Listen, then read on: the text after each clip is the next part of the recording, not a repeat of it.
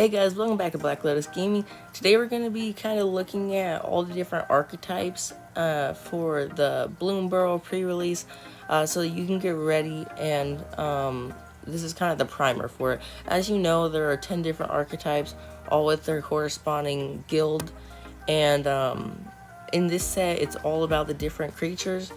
And so we're just going to be going through and I'll show you what to look out for, which are the strongest, which are the worst, yeah, just kind of things like that. So yeah, let's get into it. So the first one is going to be Otter Storm Spellslinger.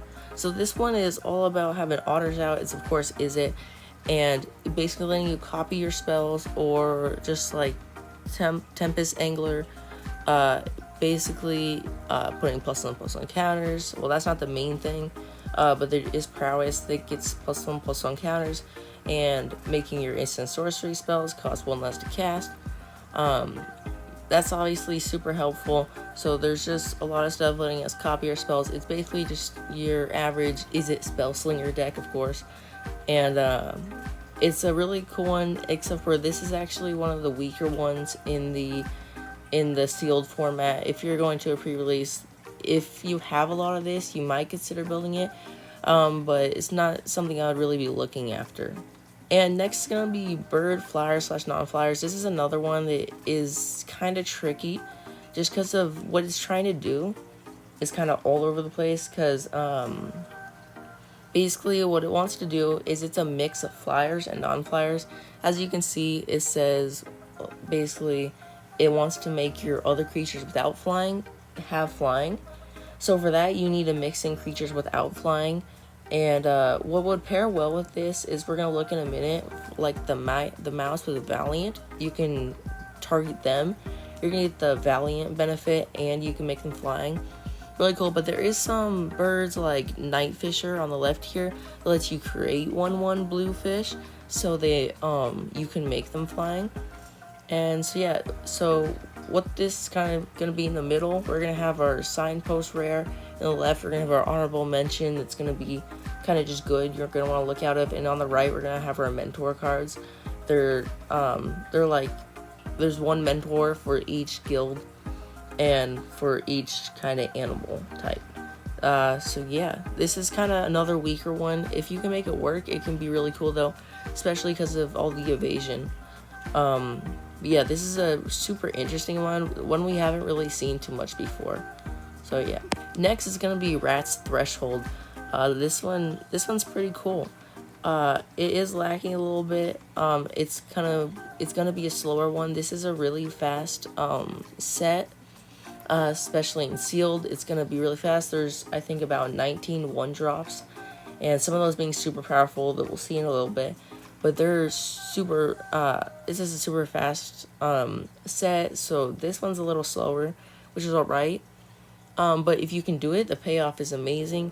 We have Wren as our Signpost rare, Wick as one of the honorable mentions, because it's just lets you create 1/1s and put +1/+1s, and also letting you draw cards, sacrifice creatures. And then Wren also, he lets you get benefits off of exiling your opponent's creatures. And Tilecrawler Mentor is just great as long as you have 7 or more cards in your graveyard. That's what Threshold is trying to do. It's trying to get 7 or more cards in your graveyard. So next, we're going to have Frogs. And of course, Simic, so it's going to be all about cards and draw.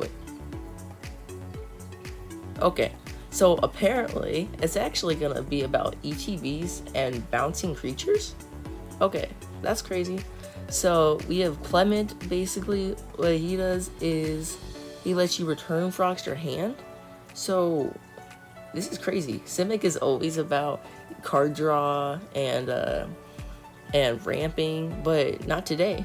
This is a really cool kind of different theme that we're going to see. And then things such as Sunshower Druid on the left. When it enters, put a +1/+1 counter on target creature you control and gain 1 life. That's a super powerful 1-drop. And then also, if you're gonna, like, you could play that turn 1, and it can target itself. And that's a really powerful first turn play. And on the right, we have Lily's Path Mentor, kind of letting you exile your frogs, return them back. See, this is something I just didn't expect with this. It's a really cool theme. I think it'd be really fun to build a deck off of this. And you might be able to play it in sealed, get a lot of value out of bouncing your creatures.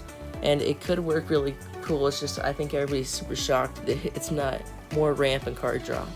But not complaining here. And next is going to be Bats, Life Gains, Life Drain. This is exactly what you'd expect from an Orzhov deck. Zorline in the middle, our Signpost rare, letting us gain life. And then so basically what this deck is trying to do is letting us trigger things that need to gain life, like a Starseer Mentor on the left. It says at the beginning of your end step, if you gained or lost life this turn, target opponent loses 3 life unless they sacrifice non-land permanent or discard a card. That's kind of forcing their hand and making them, I think there was a one before, Villainous Choice. It's kind of like that. And then another way to lose life, we have Darkstar Augur on the right. This is one you're going to want to be careful about. You're going to want to have low CMC cards because it's basically like Dark Confident. But if you have Darkstar Augur and you end up hitting a Starseer Mentor, you're going to be losing 5 life. And especially if you have Offspring, you're going to have 2 of those out, so it's going to trigger twice. That's kind of risky, but it can work well if you're gaining enough life at the same time. So next we're going to have Expend Raccoons. This one, of course, I was going to say it's not about big creatures, but it's about big mana. Like any other Gruul deck, you're going to want to ramp a lot, spend a lot of mana. This is what this is doing. This guild, or Gruul, in this set is wanting you to expend 4, which means when you spend 4 mana on your turn, it's almost always going to be expend 4, except for on Morea, our Signpost rare, it does go up to expend 8. So you're going to get a lot of benefit when you spend 4 more mana in one turn. So that's just kind of what this is trying to do, just trying to get you to spend a lot, and it's really cool. Kind of different from normal Gruul, but also same at the same time. Really cool to see. And next we're gonna have Squirrel Forage. So this is gonna be a new mechanic. Camellia is going to be our Signpost rare. Basically, it's wanting us to sacrifice our foods and exile things from our graveyard. What this is trying to do is it's wanting to get things in the graveyard. This Forage is all about you can either sacrifice a food or exile things from your graveyard. What you're going to want to do is you're definitely going to, if you have the option, you're definitely going to want to sacrifice the food instead. So things like Vine Reap Mentor, when it enters or dies, create a food token. That's really helpful so you can forage. Like Camellia says, pay 2 forage and put a +1/+1 counter on each other squirrel you control. That's really powerful. And Ostomancer Adept, basically letting you cast spells from your graveyard as long as you forage. This is kind of a really cool mechanic. Nothing we've ever seen before, kinda. To like kind of separate things, sacrificing food. I'm glad we're getting more food stuff in this set. And it's really cool to see. And next we're gonna have Rabbits Go Wide. This is, in my opinion, one of the best mechanic, or not really mechanics, but more themes of this set. For our Signpost rare, we have Phineas Ace Archer. This is really good if you can get this because it gives your stuff +1/+1, and then you get to draw cards if you control creatures with 10 or greater. And then on the right, we have our honorable mention, which is also one of our dual kind of ones that fits in multiple decks. Head of the Homestead. When it enters, create 2 1/1 white rabbit creature tokens. If you can ramp enough, because this is in green, and there is some greens such as 3-tree Root Dweller and some other things, colorless spells, I believe. This dude you can play on turn 4 or turn 3 even, maybe, and then be able to attack for 5 on turn like whatever after that, which is really powerful.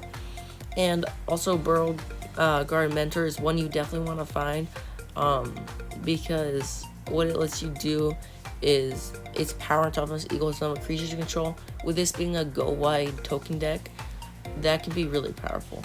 And it could easily get up to like 6 or 7. He's a game ender, and then you can put multiple of him. Luckily, he's not a legendary creature, which is really cool. So next we're gonna have Lizard Burn in Rakdos. So what this is trying to do is it's trying to make your opponents lose life each turn. I've heard someone say this is like Bloodthirst, and basically if they lose life, you get benefit off of it. It's kind of like the bats, but the bats is more you losing life and gaining life. And yeah, but you're getting a lot of benefit off of your opponents losing life each turn. It can be a really good like burn, and also you get benefit. So burn and benefit.